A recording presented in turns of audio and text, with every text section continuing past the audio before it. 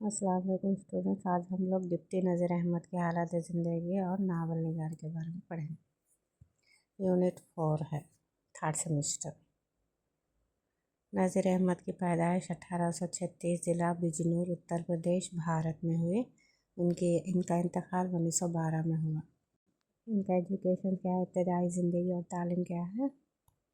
یہ مذہبی گھرانے میں پیدا ہوئے۔ ابتدائی تعلیم والد سے حاصل کی انہوں نے، ان کے بابا سے۔ دہلی جا کر عربی، فارسی اور دینی علوم میں مہارت حاصل کی۔ ملازمت یعنی نوکری، سرکاری خدمت میں ٹرانسلیٹر کے طور پر کام کیے۔ بعد میں ڈپٹی کلکٹر کے عہدے پر فائز ہوئے، اسی وجہ سے نام کے ساتھ ڈپٹی لگایا جاتا ہے۔ ادبی کارنامے یعنی انہوں نے جو ناول لکھے ہیں اس کے نام ہیں۔ جو مشہور ناول ہے میرات العروس، ابن الوقت، توبۃ النصوح، بنات النعش، فسانہ مبتلا، ایامہ۔ یہ پورے مشہور ناول ہے ڈپٹی نذیر احمد کے۔ موضوعات کیا تھے ناول کے، اس کے بارے میں پڑھیں گے۔ اخلاق، تعلیم، دیانت داری اور عورتوں کی تربیت، مسلمانوں کی اصلاح اور تعلیمی بیداری کا پیغام انہوں نے اپنے ناولوں میں بیان کرتے تھے۔ ڈپٹی نذیر احمد کو اردو ناول کا بانی بھی کہا جاتا ہے، کیونکہ یہ پہلے ناول نگار ہے جو اردو میں ناول لکھتے تھے، اور ان کے ناولوں نے اردو نثر کو نیا رخ دیا۔ یعنی اردو میں ناول، ان کے اصلاحی ناول دیکھ کر ہی اردو میں ناول نگاری کا آغاز ہوا۔ ناول کیا ہے، ناول کے اجزائے ترکیبی کے بارے میں اب ہم لوگ پڑھیں گے۔ ناول ایک لمبی لکھی ہوئی نثری کہانی ہوتی ہے۔ اس میں انسانوں کی اصلی زندگی، ان کے مسائل، خوشیاں اور جذبات بیان ہوتے ہیں۔ یہ کہانی اتنی اصلی لگتی ہے کہ پڑھنے والا اس میں کھو جاتا ہے۔ ناول کا مطلب نیا ہوتا ہے، یعنی ہم لوگ نثر اور نظم ادب میں ہم لوگ دو حصے پڑھتے ہیں، کہ ایک نثری حصہ اور ایک نظم کا۔ یعنی نظم مانے پوئٹری اور نثر کے مانے پروس۔ یعنی ناول کس میں لکھی جاتی، پروس میں لکھی جاتی، جس کے معنی ایک لمبی کہانی ہوتی ہے جو انسانوں سے جڑی ہوتی ہے، حقیقی زندگی سے جڑی ہوتی ہے، جس کو ہم لوگ ناول کہتے ہیں۔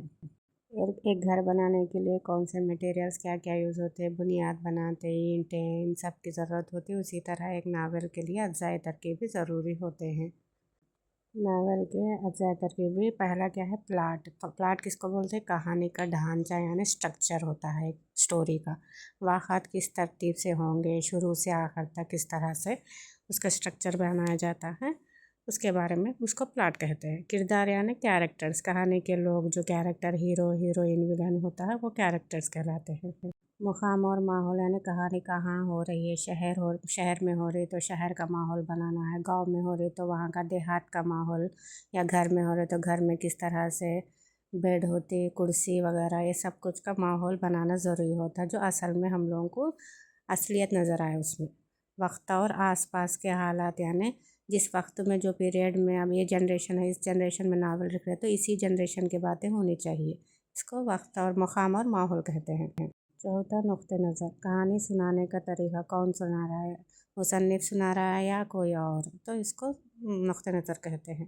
پانچواں، موضوع یا خیال، ناول کا مرکزی پیغام یا مقصد ہوتا ہے، جیسے محبت، انسان یا سماجی مسائل۔ سماجی مسائل پہ لکھنا چاہ رہا ہے تو وہ جو سماج میں ہو رہا ہے اس کے بارے میں ایک سٹوری کی طرح لکھ سکتا ہے وہ اپنے ناولوں میں۔ اسلوب یعنی لکھنے کا انداز، مصنف لکھنے والے کا اپنا خاص سٹائل ہوتا ہے، وہ جس طرح سے لکھنا چاہتا ہے اس طرح سے اس کا سٹائل ہوتا ہے۔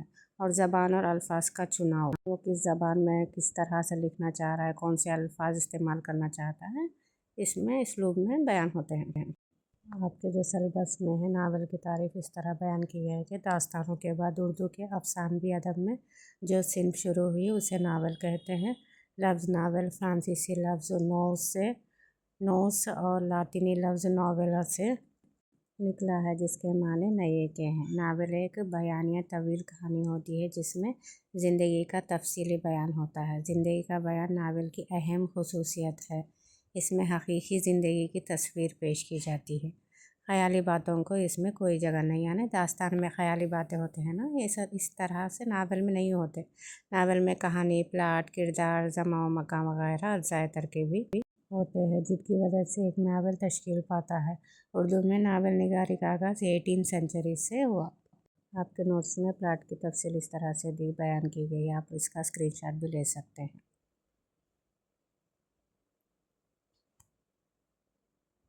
اور بیتی نذیر احمد کا تعارف بھی स्क्रीनशॉट लीजिए।